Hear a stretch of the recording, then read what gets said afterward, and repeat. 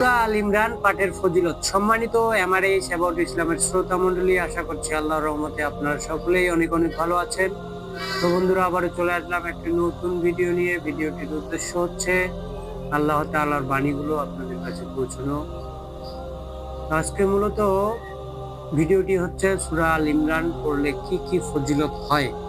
তো চলুন বন্ধুরা, কথা না বাড়িয়ে ভিডিওটি শুরু করা যাক। সূরা আল ইমরান কোরআনের তৃতীয় সূরা, যা মদিনায় অবতীর্ণ হয়েছেন।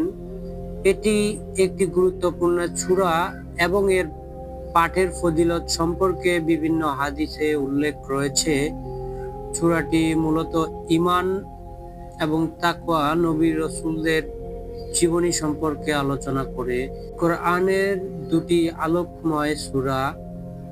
হাদিস শরীফে রয়েছে সূরা আল ইমরান এবং সূরা আল বাকরা একসঙ্গে কোরআনের আলোকময় সূরা হিসেবে বর্ণিত রয়েছে। রাসূল সাল্লাল্লাহু আলাইহি ওয়াসাল্লাম বলেছেন, কোরআনের দুটি উজ্জ্বল সূরা পড়ো, সূরা আল বাকরা এবং সূরা আল ইমরান। এগুলো কিয়ামতের দিন তাদের পাঠকারীর জন্য সুপারিশকারী হিসেবে উপস্থিত হবে। সহিহ মুসলিম হাদিস 804। শয়তান থেকে রক্ষা পাওয়া যায়। যারা সূরা আল ইমরান পাঠ করে তারা শয়তানের উপকার্য থেকে রক্ষা পাবে। এই সূরাটি পাঠ করলে মনের মধ্যে আল্লাহর প্রতি বিশ্বাস অটল হয়।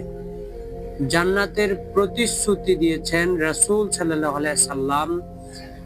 সূরা আল ইমরান পাঠ করলে অবশ্যই জান্নাতে যেতে পারবেন, কেননা রাসূল সাল্লাল্লাহু আলাইহি সাল্লাম বলেছেন, যে ব্যক্তি প্রতি রাতে সূরা আল ইমরান শেষ 10টি আয়াত পাঠ করবে তার জন্য জান্নাত নিশ্চিত। এটা আপনার আমার কথা নয়, এটা হচ্ছে রাসূল সাল্লাল্লাহু আলাইহি সাল্লামের কথা। অবশ্যই বন্ধুরা, আপনারা বেশি বেশি প্রতি রাতে সূরা আল ইমরান পড়ার চেষ্টা করবেন। সহিহ বুখারী হাদিস 5040।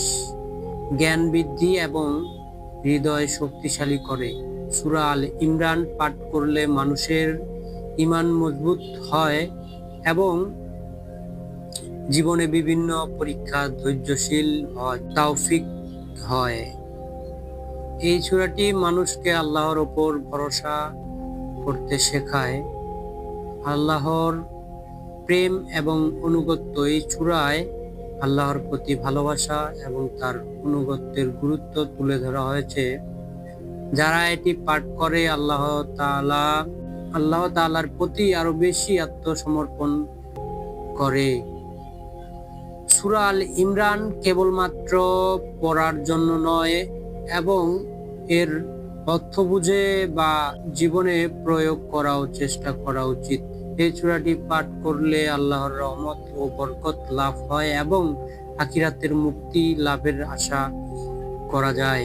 সূরা আল ইমরান পাঠ কেবলমাত্র মুখস্থ করার জন্য নয়, বরং এর অর্থ ও মর্ম বুঝে আমল করা উচিত।